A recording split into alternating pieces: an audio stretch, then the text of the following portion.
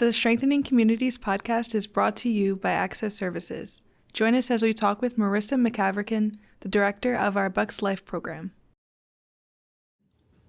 Mike, it's good to see you, as always, and we're back. We're part of the way through our 50th anniversary year. We just had our annual employee luncheon, which was a big affair. How many hundreds? There were several hundred people there. We were up at the Steel Stacks in Bethlehem. It was a really good time for everybody to get together. And then it sort of was another moment in our thinking back about 50 years of Access Services and the impact that we've been able to make on people that we've served, on employees, on staff, on the community itself. And so it's great to be back here to talk some more and to talk with you, Marissa. This is such a cool moment. You have quite a story with us, and we were just talking about how there was the fine print said you were going to come back, and you did. So we're really grateful that you've done that, and we're looking forward to talking with you together today. And the only other thing of note is that Mike and I both left our podcast mugs elsewhere. So we're going to be drinking out of paper cups today during our interview, but we'll be back next month with the podcast mugs. I squirreled mine away. I put mine away somewhere so I wouldn't lose it. Now I don't remember where I put it. So that's what happens when you throw yourself off. You're like, I don't want to lose it, so I'm going to put it here. Right. And then you're of course I'll remember it. Yeah. And you can find everything else that you've lost because you lost them unintentionally. But the thing that you placed somewhere. Yeah. Yeah, we're very, very happy to have Marissa with us today. And to follow up on that luncheon, it was a great kind of reminder of where Access Services has come and where we are. We celebrated a lot of people that have different perspectives on the growth of Access. And that was really cool to see, to have everybody together. Like you said, a couple hundred people in one space to celebrate the work that we've done, the work that we're doing. And Marissa is part of that conversation of the work that we have done in the past and the work we're currently doing. So if we want to start by Marissa introducing yourself and telling us about your role here. Awesome. Yeah, it's an honor. Thank you for inviting me on here, letting me join the conversation. So my name is Marissa McCaverkin. I'm the director of our Bucks County Life program here at Access Services. And I've been in the role now, actually, tomorrow will be my 1 year. Oh, nice. See, it's all timely. Yeah, cool. Yeah. And just a little bit about me. So I have been in the field now over a decade. It's been 11 years. Started out actually being served by Access Services in the TIP program when I was 20. I was one of the second youth to be introduced to the program. Yeah, so it's definitely a full circle. I feel like every day I look and I'm like, especially at the luncheon, just to hear the history of Access, but also to be a part of that, being served and then now being able to be a part of the team again. It's just truly like, I can't put it into words, how awesome that feels.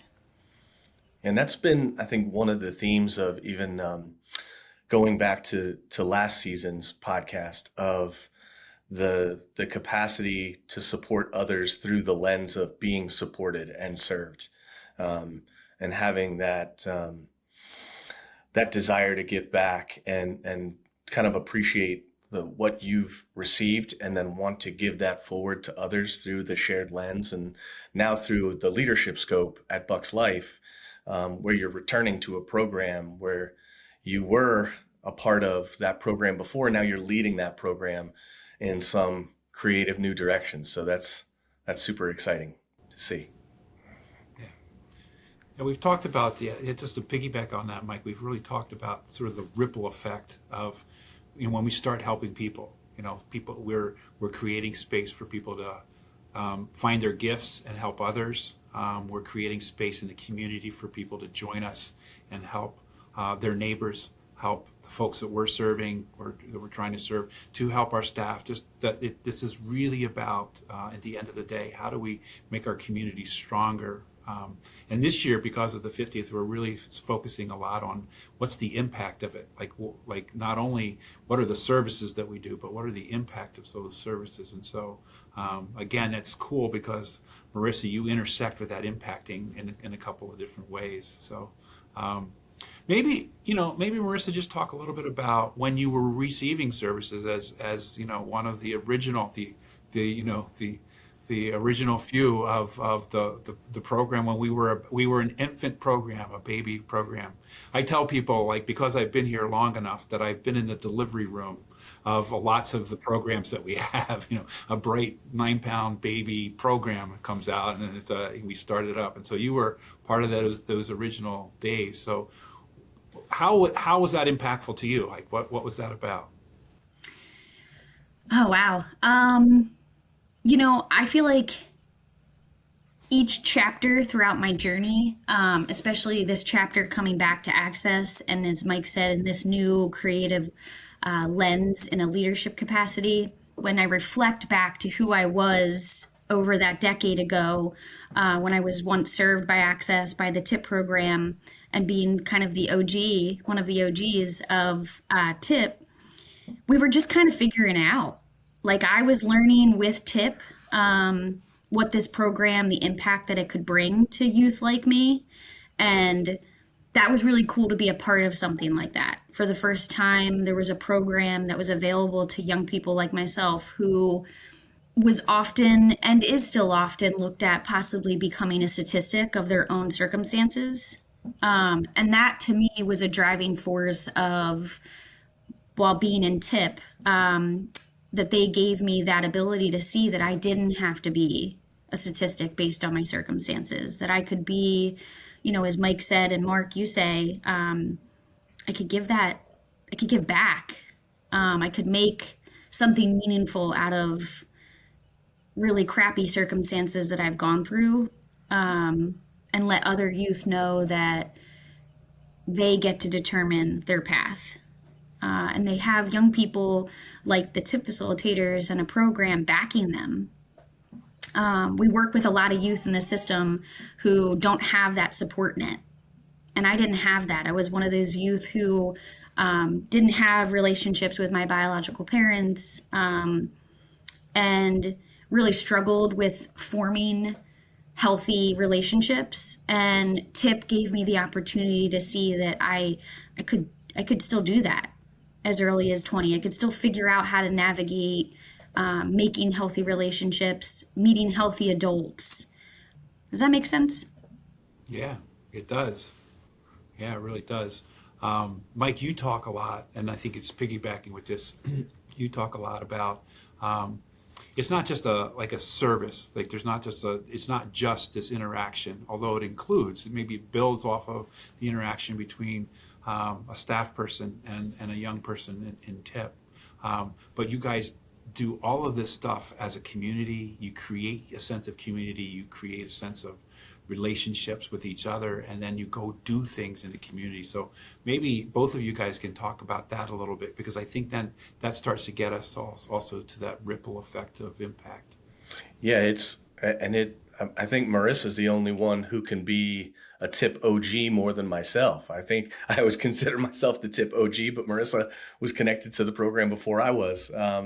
And I think one of the most important parts of not just the TIP program, but a lot of the different services that we provide here is that we want to help support people in the context in which they exist, which is sometimes formal and also informal key players and supports in their life. So how do you exist as part of the connections that you have as a piece of a community that's looking to improve?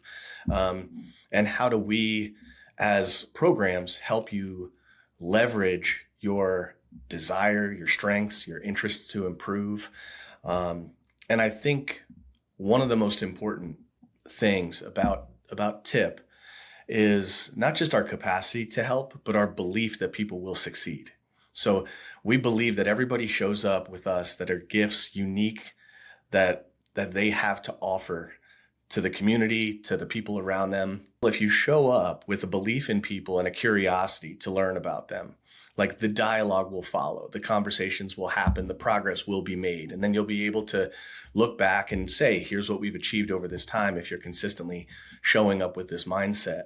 And that's how Marissa has always shown up in every up, and not just in receiving support, but shows up that way throughout the years that I've known her. And sometimes, like Marissa mentioned, it is when the chips are kind of stacked against you, you might not have a lot of people in your corner that believe it's possible for you to achieve. So just that person that's connected to your stuff, and it's a relational support. So it's people helping people. It's not, and I think that's challenging too, because people hear that and like, oh, relational help, and right away you're thinking through boundaries and how do we create that. But people only receive support or service through those that they trust, respect, appreciate, and like. So we have to show up with authentic investment in people and belief that they will succeed. And Marissa's a perfect example of that. Oh, thanks, Mike. I've received services that are clinical, and I will say, the services that, like TIP and peer support even, that bring a relationship piece to it and bring the humanness of, hey, I may not truly understand where you've been and what you're going through, but you can try. You can connect to yourself as a human internally and go, I was 116 and I have felt that loneliness, that hopelessness, and go, you know what, there is more to the other side. Like your story doesn't end here. And just letting that relationship really blossom to be authentic, and help the young person discover that those passions and those desires of what they have. Because for the first time, I was never asked in all of my 20 years, I was never asked what I wanted. And it wasn't until I entered the TIP program where for the first time, people were asking me what I wanted and who was I? And I had to really dig deep and really figure out like what those were, because I never had an opportunity. No one ever was curious. I don't think I ever was curious. It was never brought to that surface. Yeah. And it's almost, I'm thinking through like things I want to ask you. Something I don't really know is when you were going through, whether it was your clinical support or support through the TIP program or whatever avenue, did you feel like you had an underlying desire to enter the field, or where did that kind of come into your mindset and kind of drive you towards a career path? It's actually funny. So while I was in high school, I went to a tech school half my day. So for all of I could remember, I knew I wanted to go into the helping profession. I went in and did nursing while I was in high school. So I shadowed at a local hospital. I very quickly learned I didn't love a hospital setting. And I struggled in high school pretty significantly with math. So I was already feeling very like the cards were stacked against me, like I couldn't be a nurse because I didn't have the knowledge and the capacity to pass classes.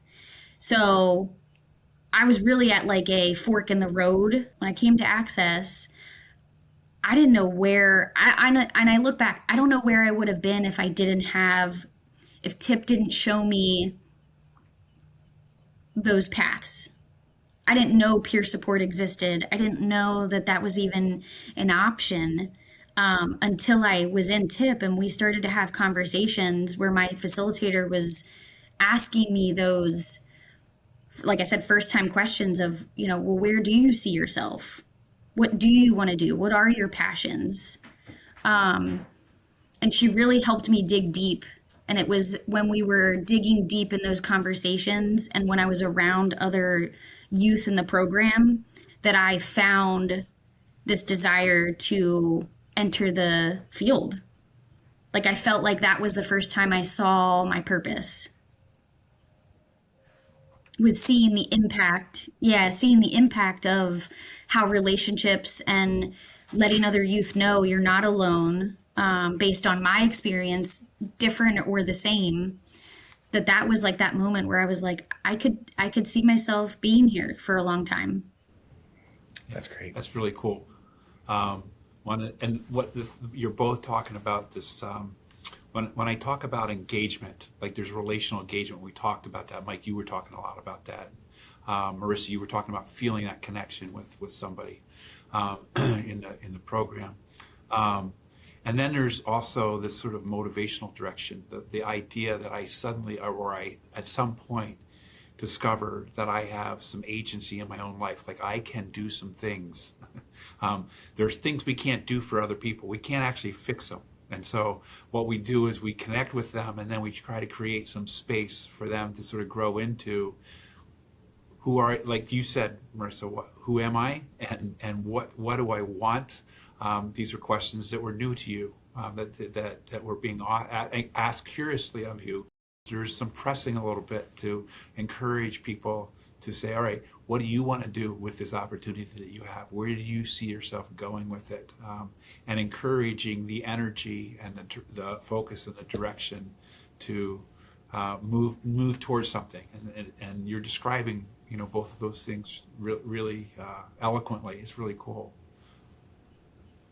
And that was the cool thing about when I look back, to your point, Mark, it was, my facilitator really, not just the relational too, like you said, she met me with whatever your success looks like is your success. There was no judgment. There was no let's push you in this direction because of their own agenda. I think again the system sometimes has our own agenda, and it impacts or it trickles down to our youth and our young people. And that opportunity, like I said, to really be the driver. And that's where I think the model in itself of TIP and how the both of you train our facilitators is just that we meet the person exactly where they are without judgment and with curiosity and letting them really lead. And you know what?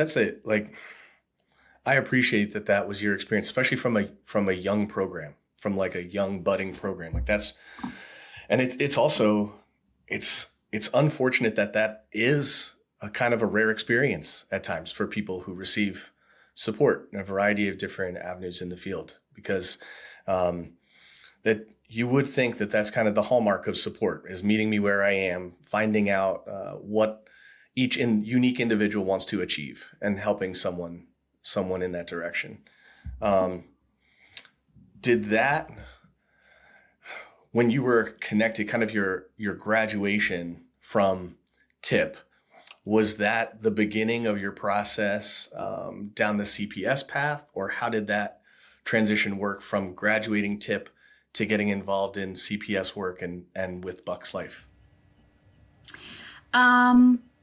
It was a combination. So I think it was a combination of actually working with my TIP facilitator, doing our, it's been a quite some time since I remember my lingo, but our futures planning, and really having those conversations around, well, what is it that I want after post-graduation from the program? And one of my goals that I really discussed with my facilitator at the time, I was living in a CRR, and it was just before my 21st birthday. And I said, my biggest goal here, aside from graduating from the TIP program, was working full time. I didn't want to have to lean on the system anymore. I wanted to be a contributing member and a productive person. And I really wanted to, like I said, wake up in the morning and feel like I had a purpose, because I knew for myself where my internal struggles really were. was I had a hard time waking up in the morning and seeing why I was here. Because of the things I had gone through, I questioned my existence. I questioned how was I going to move in the world, and what was going to be my footprint. And it was in having conversations with the facilitators and futures planning, but also attending what's called a My Life group that used to happen pre-COVID.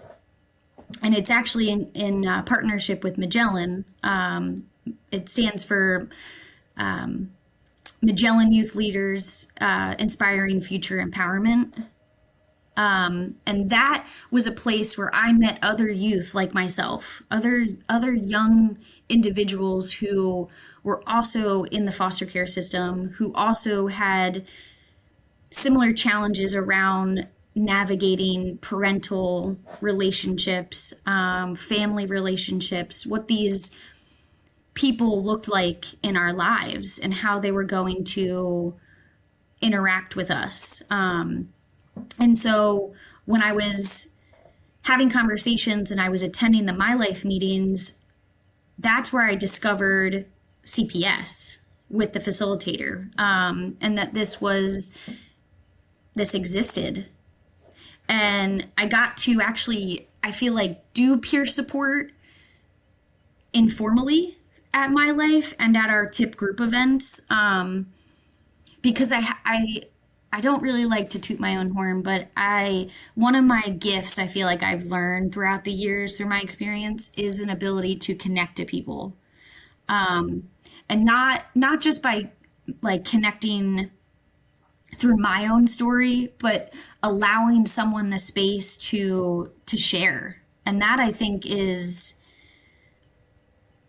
how I try to do my work. I try to lean very heavily into giving anyone I come in contact with the space to just be themselves, that safety, because I never had it. And I learned that a lot through my facilitator. You know, she created a space where I could feel safe. And so I really tried to model that, and I continue to try to model that in the type of work that I do. But to answer your question, Mike, I feel like peer support came, learning that was available to me and that it could be a career was a pivotal moment in my journey, because I said, okay, this is where I'm going to go all in. This is where I know I'm going to make an impact, whether I know it or not, because I think we all in this field plant seeds of hope. And if I can leave someone better than I met them the day before, I feel like if I left the world early, that's my motto, is I know I left it better than I came. So Yeah, it's really cool the way you've described it. And just for our people in our audience who might not know all the alphabet soup, CPS is Certified Peer Specialist, and that's a sort of a formal way to provide peer support. But you were also describing, I think, what you had experienced, which was that people had listened to you and that was helpful to you. They'd been curious with you, they had been relational with you, and so you were starting, and you mentioned if I hadn't become a peer specialist, I still would have been doing some sort of peer support, because you're giving back in the way that you've learned, and that was sort of informal. And then you found out, oh, there's a whole job for this, and it can be a career path. And you were describing it, My Life, like that you started to interact with people and hang out with them, and that peerness was happening, that support was happening in a mutual and informal way. And then that just led pretty naturally to your saying, oh, I could actually do this. I think I'm good at it. And you're right, you are. But that the discovery, that process of discovery is really cool. And I think it was cool because Access actually saw the potential in me. TIP saw the potential in me, which is, again, in itself, what I think has led me down this path of continuously giving back to my community and staying in this field, is that Access also saw the potential, because they gave me an opportunity, to go back to Mike's original question was, they gave me the opportunity to not just be served, but then to be hired and to be working on the tip team and to be working in our Bucks Life team. And both worlds were able to collide. And I was able to use what I had learned from the tip program and really implement that into working with Access, working with the tip program and the Bucks Life program. And that's exactly, it's so cool to hear you talk about it, because that's ultimately the goal. Is like there's probably skills and things that your facilitator helped you build, but it was more about like removing all the other noise and helping you see what, like, this is who I am. I'm good at sitting with someone and giving them the space to be themselves. And then is there a career path for that? Because that's a valuable skill. Turns out there's a huge career path, and it requires a couple steps. Like now you're still moving through it. We all are. But that's the cool part, is like, it wasn't about a specific skill set that we had to help build or anything. It was about removing all the other noise that allows you to be your unique self with your natural skill set and your desire to achieve. And then it's like, yeah, we're almost just sweeping off the path. Like it exists. We're just clearing the way so that you can do your thing. So, yeah, it's just been super cool for me, because I know I was not connected to TIP at that time. So when we were first introduced, you were working for Magellan in a variety of capacities. If you want to talk about that career path for you. Yeah. So afterwards, I worked I've always worked in peer support. That has been where my roots have lied. And as I said, where I really try to stick to as just in all my roles that I've had, but as a leader. And so, and my role at Magellan, I was the youth support coordinator for all of Bucks County, Pennsylvania. And I was there able to do a lot of coordination for families, but specifically youth and young adults. I think we all know when working with youth, that first step for anyone, but that first step for a young person to admit that they need help, because sometimes we think we know it all, and we've all been there. But, just to give, help them connect to services, coordinate that. I also led my life. So again, I had a lot of full circle moments throughout my journey, being able to work for Bucks Life, being able to work for TIP, being able to lead the My Life group in my role at Magellan.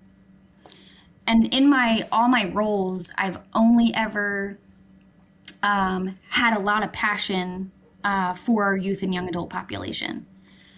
Because as a young person myself, having gone through the system, and like we've all said here today, if we can be that one adult for that young person, that safety, that person that will meet them with curiosity and not judgment, that will, in Mike's words, sweep the path off for them. My gosh, how much better our world will continue to be, because they are our future, as corny as that sounds. I'm a grandparent now, so I say that, that I look at young people, I'm like, you are the future. And frankly, we're not sure what we're doing out here. So it's good that we have young people that are going to take up, we can hand the keys to the car over to. So that's cool. Yeah. Yeah, and quite literally, we were your future here at Access Services. We are. So it turns out you follow that path long enough and it does become the future. And that's a cool, I think we probably, the three of us, and just it's kind of been the thread through all of the podcasts that we've done, is like, it starts with a passion to support other people, a passion to support the community. And then even if an avenue doesn't exist, you just keep doing that until you form your own avenue, or it turns out people recognize there was a gap there that you're actually filling. I think it's just your capacity through that time, because that was my introduction to you, was at some of those youth events where Tip had some youth from the program that was coming and meeting with you in a different capacity. And I know that we talked about, like, you were clearly a leader in that space, like not just through your advocacy, but through like my lens is seeing you like as a young person leading those things, where all the other, the grown-ups, the older folks in the room are looking to you to say, like, Marissa, how do we actually do this thing? So that's when I saw, I'm like, it's not leadership potential, it's leading regardless of title in this space. So people are just looking to you. So sometimes, whether or not you're appointed leadership, you just turn around and you're like, holy cow, I got a bunch of followers. That makes you a leader. So whether or not you've been appointed, which now you are, which is just great to have you return to the Bucks Life program as the director, which I can't stress how just uniquely challenging that has to be. Like, and you make it seem very easy. So I'll just throw that out there, because it's like you're leading a team through the vision you've always had, which is, I believe in peer support. I believe in creating space for people to be themselves. And it turns out that type of person is exactly who we need everybody to look to say, how do we do it? Because, like I said, you make it look effortless because it's part of who you are as your authentic self. But there's people that are still looking at you, even outside of Bucks Life and Access Services, in the community, to say, how do I learn how to do that thing? Because that's super important. Just a cool thing to see. That was really very nice very nice to hear. As someone who feels always uncomfortable with compliments, it is, and I'll share really quickly. I came into our office last week, and I had just come back from maternity leave, 2 weeks now. And I came in, my team and I had scheduled team meeting, and, I was having a really rough morning. I dropped my daughter off to daycare, and I'm really having a hard time. And I'm just like, so I come into the office, they're all in there, and I sit on the floor. And I have a floor moment where, I showed a little bit of my vulnerability. And I had a moment where I needed to cry a little bit, and the team sat on the floor with me. And, I think we all really had a moment where, in showing my vulnerability, it opened a door for them to be vulnerable. And it then created another level of trust, another level of authenticity. And I had one of my staff reach out to me later that week and really just thank me for that. And that was interesting, and also really nice to hear that, my vulnerability was taken in a positive way. And I modeled for them that we don't always have to be on, especially when we're in a leadership capacity. Like, it's okay to not know. It's okay to struggle and lean on your team. Yeah. And the thing that this is a very powerful story, and the things that I've been, listening to for a couple of minutes now, it just reflects the powerfulness of lived experience. Like, we are all humans, and we all have this lived experience. They're not all identical, but we have these moments where things are hard, or life is hard, we're not sure what to do, or we feel a little lost and we're not sure which direction we're going into.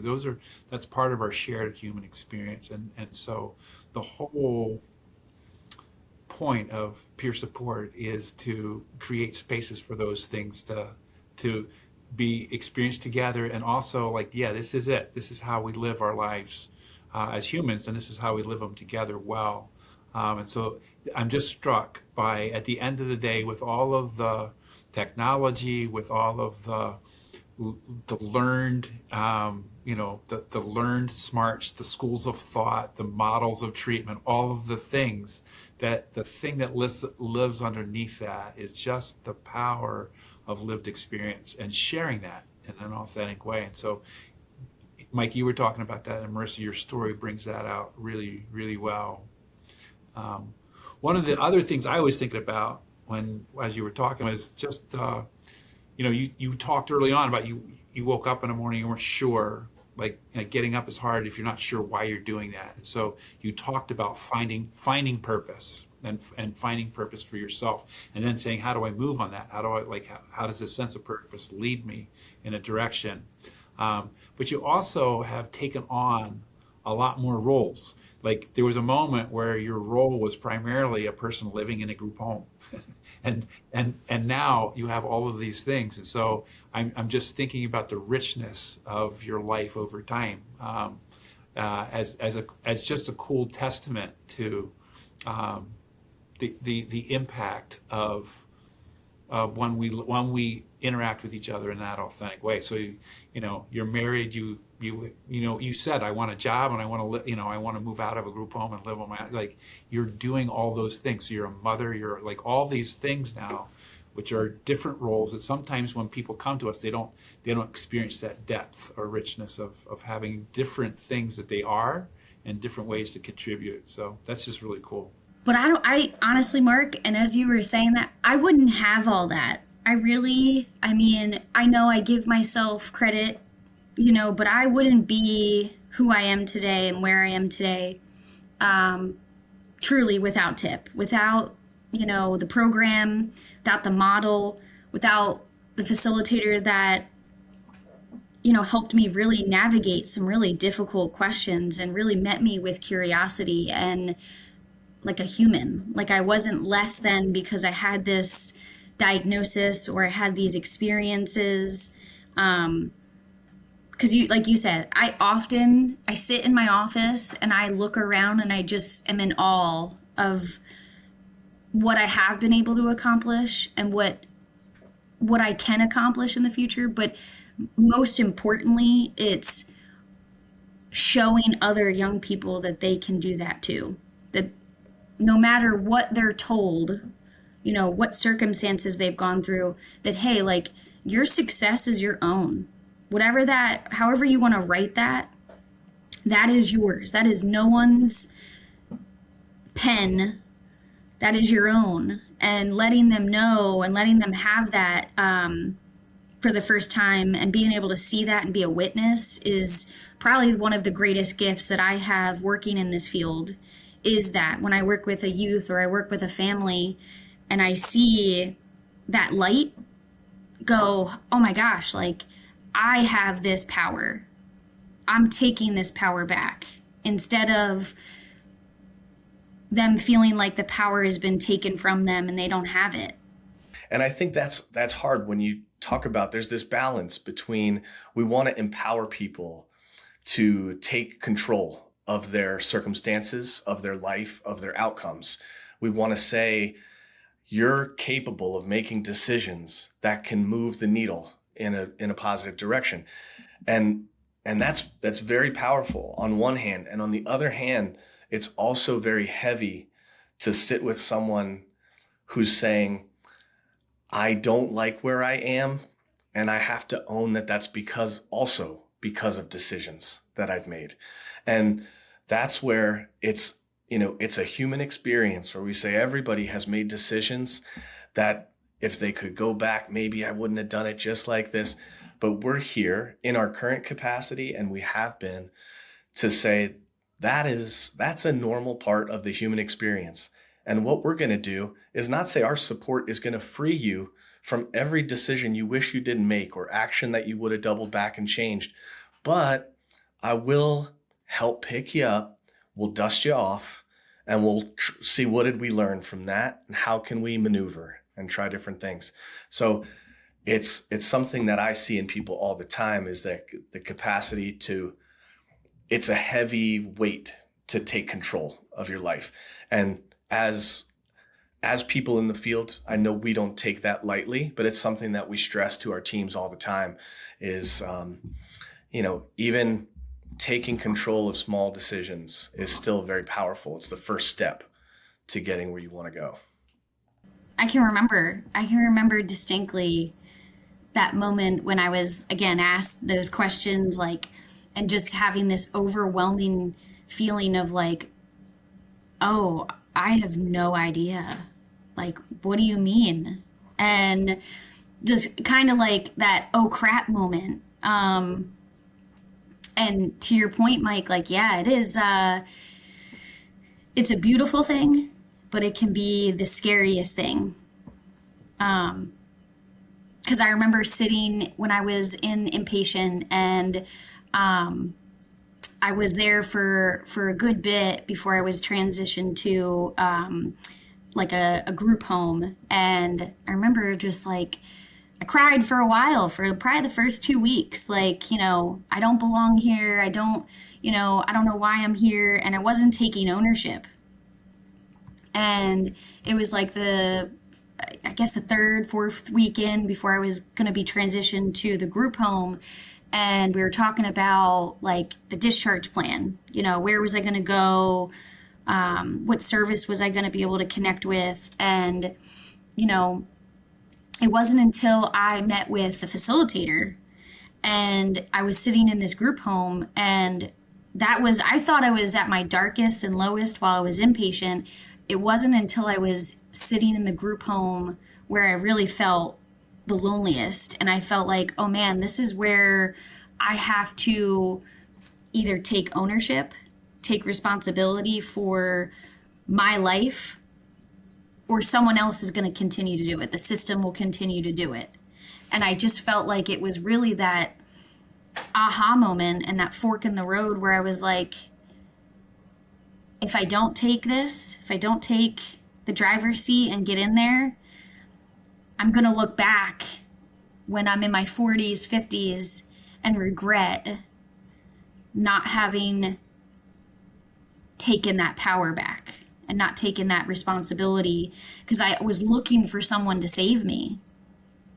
And once I stopped looking for someone to save me, it was when it was like this weight lifted off my shoulders. That is so powerful. That is just so good. And as a guy whose 40s and 50s are in the rearview mirror, it's just really good to see, Mike, but also Marissa, just the up and coming folks who are passing that baton on, and sort of keeping these ideas, these values that have always driven us as an organization, but keeping them alive in the spaces, all the spaces where we work. And thank you, Marissa, for coming and for sharing this story. And good luck in all the spaces, the mom space, the wife space, the job space, all the things. It's really good to have you today. It's been great. And same here. I appreciate you both for allowing me to take some space up in your podcast. And I'm grateful to be home. I mean, I say that with sincerity, because we spend a lot of our time working and surrounding ourselves with the people that we do work with. So I started out in TIP being served in access services, and I had the opportunity, the privilege to work for access services, again, both in the TIP program and the Bucks Life. And then now here I am over a decade, back in a leadership role and home again. And again, it feels just very comfortable. It feels safe. And I'm very grateful for the both of you. We're happy to have you home. Thank you so much for listening to our podcast. We hope that you enjoyed hearing from people who are strengthening our communities every day. Search for and follow us on your preferred streaming platform to hear future episodes.